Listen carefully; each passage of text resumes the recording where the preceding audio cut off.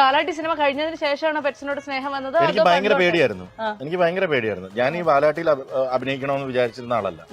ഒരിക്കലും ഞാൻ ഇതിൽ അഭിനയിക്കില്ല. കാരണം ഒരു ഡോഗുമായിട്ട് ചേർന്ന് അഭിനയിക്കാം. അപ്പം ദേവൻ എന്റെ അടുത്ത് പറഞ്ഞു, ചേട്ടാ ഈ പെറ്റ് ഫാദർ എന്നുള്ളത് ചേട്ടൻ ഞാൻ പറഞ്ഞു ഒരിക്കലും നടക്കില്ല. ബിക്കോസ് ഡോഗ്സുമായിട്ട് എനിക്ക് പറ്റില്ല.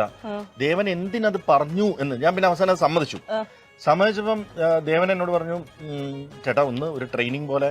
ഞാൻ പറഞ്ഞതൊന്നും വേണ്ട, ഞാൻ മാനേജർ സ്ക്രിപ്റ്റ് വായിച്ചപ്പോൾ എനിക്ക് അറിയാം കൃത്യമായിട്ട് എന്നാണ് സീൻസ്. അപ്പം ഞാന് ചെന്ന് കേറിയിട്ട് ഈ സിനിമയിലാണ് ഞാൻ ഏറ്റവും പ്രിപ്പയർ ചെയ്തിട്ട് അഭിനയിക്കുന്നത്. അതായത് ഇപ്പം എനിക്ക് ടോമിയെ ഉമ്മ വെക്കണമെങ്കിൽ ഞാൻ കെട്ടിപ്പിടിച്ച് ഉമ്മ വെക്കും. കാരണം എന്താ വെച്ചാൽ ഒറ്റ ടേക്ക് തീരെ റീടേക്ക് പോയാൽ പ്രശ്നമല്ല. അതുകൊണ്ട് ഓക്കെ എന്ന് പറയും. പക്ഷെ അപ്പൊ ടോമിയുടെ റിയാക്ഷൻ ശരിയാവണമെന്നില്ല. അങ്ങനെ 19-20 ആയി.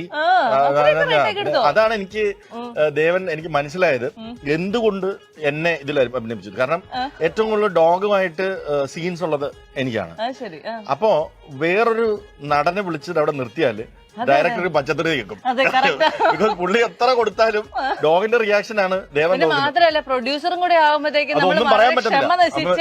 ഞാൻ മറ്റേ രാജൻ പി ദേവ് സാറിന്റെ മേമയില്ലേ, അത് ആ ലുക്ക് ഞാൻ ദേവന് കൊടുത്തു. എനിക്ക് മനസ്സിലായടാ നീ എന്ത് ഞാൻ ഓക്കെ അല്ലേന്ന് പറയാം. ടോമി ഓക്കെ അല്ല. ഒന്നും കൂടെ 19-20 എനിക്ക് 105 ഡിഗ്രി പനിയും കോവിഡും അതുപോലെ. എനിക്ക് കോവിഡില്ല, പക്ഷെ ഇത്രയും ടെൻഷന്റെ ഇടയ്ക്ക് കൂടെ എന്നെ പിടിച്ച് ഈ സാധനത്തിൽ ഇട്ടു. എനിക്ക് കോവിഡ് വന്നില്ല. ഇത് ബെഡ്റൂം പ്രവേശനം ഇത് മൊത്തം മെസ്സായിക്കട്ടെ. പുതിയ ഡ്രസ്സിങ്ങിന്റെ ഭാഗമായിട്ട് ഉടുപ്പുകളെല്ലാം മൊത്തം നമുക്ക് ഇടാനുള്ള അടുത്ത റൗണ്ടിലേക്കുള്ള ഡ്രസ് അല്ലേ? അതെ, അത് ഇവിടെ നിന്ന് ഷൂട്ട് ചെയ്യുന്ന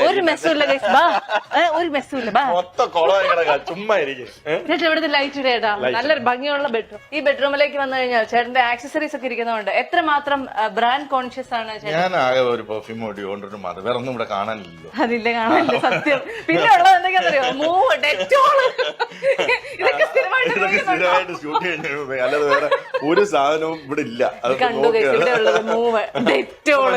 എനിക്ക് ബിയർഡ് ക്ലീനർ ആണ്. ഓക്കെ, അതൊക്കെ കഴിഞ്ഞ ഒരു കൂൾ വാട്ടറിന്റെ ഒരു ഒഴിഞ്ഞ കുപ്പി നോക്കിട്ട് മൊത്തം നോക്കിട്ട് ഓടിപ്പോ. ഇത് വേറെ ഓക്കെ, അങ്ങനെ റൂം കഴിഞ്ഞു.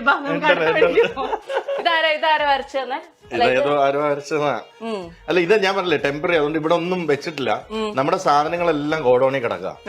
ഇത് 2 മാസത്തിനുള്ളിൽ അങ്ങോട്ട് ഷിഫ്റ്റ് ചെയ്യണം എന്നുള്ളതുകൊണ്ട്. അപ്പൊ ഓണത്തിന് ഞങ്ങളെയൊക്കെ പുതിയ വീട്ടിലേക്ക് വിളിക്കില്ലേ? ഓണം കഴിയുമ്പോഴത്തേക്ക് പൂജ നവരാത്രിക്ക് അത് അതുകൊണ്ട് ഇവിടെ ഒന്നും ഇല്ല, ആവശ്യമില്ലാത്ത ഫർണിച്ചർ ഒന്നും ഇല്ല ഇവിടെ.